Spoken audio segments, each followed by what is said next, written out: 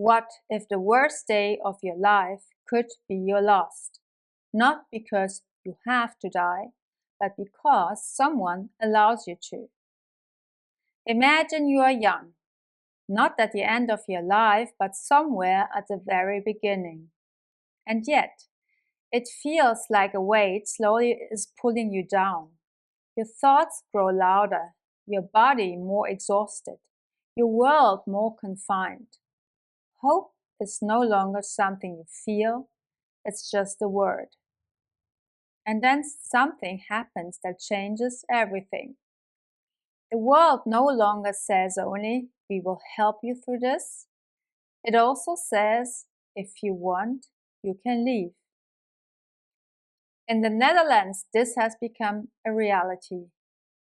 Euthanasia is not only permitted for people with terminal physical illnesses, but also for those suffering psychologically.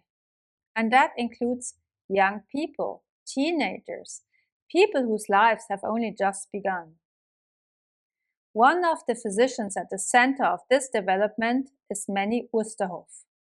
To him, this is not an act of coldness, but of compassion.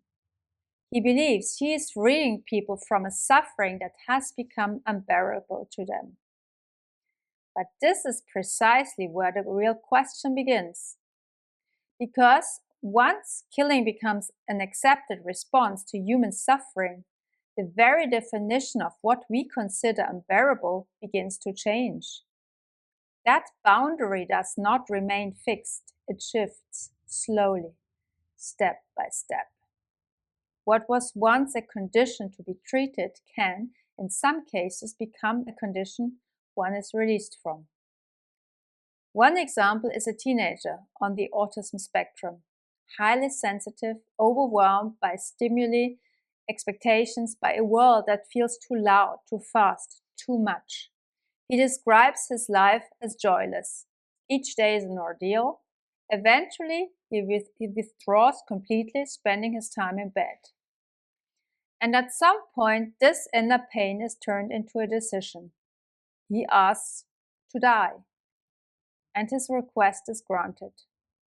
Quietly, controlled, legal.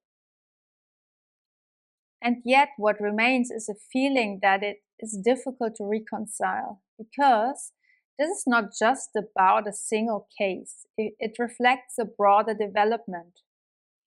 Reports indicate that in 2024 alone, around 30 young people between the ages of 15 and 29 in the Netherlands were euthanized due to psychological conditions. This is no longer an isolated occurrence. It is a pattern, and patterns always tell a larger story. Supporters argue that this is about freedom, about dignity, about the right to determine one's own life and one's own death. And yes, this is a powerful argument. After all, who can truly feel what another human being is going through? But this is where it becomes complex. Psychological suffering is not static, it changes. People who see no way out today might find one tomorrow.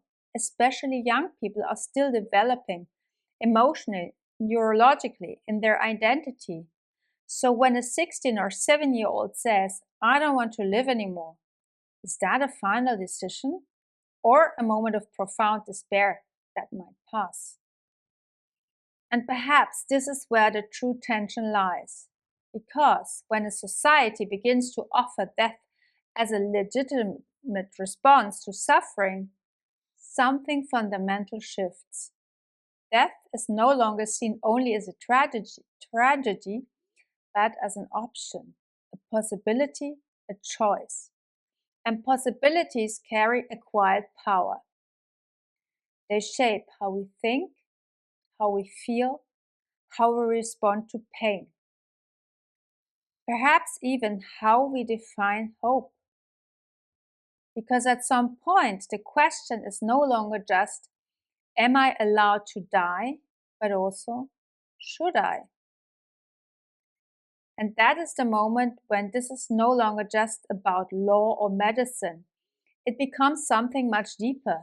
It becomes a question of whether we, as a society have learned to truly hold suffering, to accompany it, to transform it, or whether we have begun to resolve it by letting those who suffer disappear.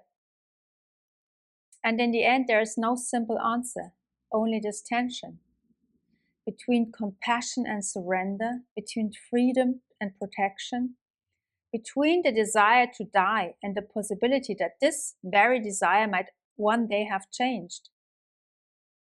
I work with people who are experiencing psychological suffering, people struggling with anxiety, addiction, panic attacks, depression, suicidal thoughts, OCD, and every single day I see that there is another way. In contrast to many conventional approaches, I work holistically. I don't just address the surface, I go to the root, the trauma, the underlying cause, the deeper patterns within. And I have witnessed people who once saw no way out begin to breathe again. Something shifts, perspective change, and suddenly there's a happiness there that was not before. Healing is possible. Not always easy, not always quick, but possible.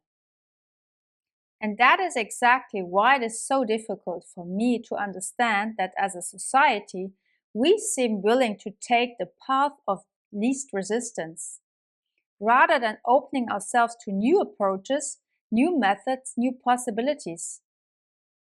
Perhaps this is the moment when we should not only talk about ending suffering, but about transforming it. Perhaps now, more than ever, it is important to show that there is a way out that does not end in death.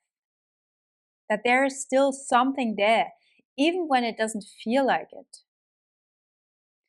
It is my deepest calling to empower people, to show them that they do not have to remain victims of their thoughts, their past, or their diagnosis. That healing is not a privilege, but a possibility inherent in every human being. That is my daily drive, my motivation, and the reason I speak about this, the reason I create videos. Because I believe we are capable of more than simply ending suffering. I hope that as a society, we learn again how to hold life. And I hope that one day, no parent will have to stand by and watch their child walk this path.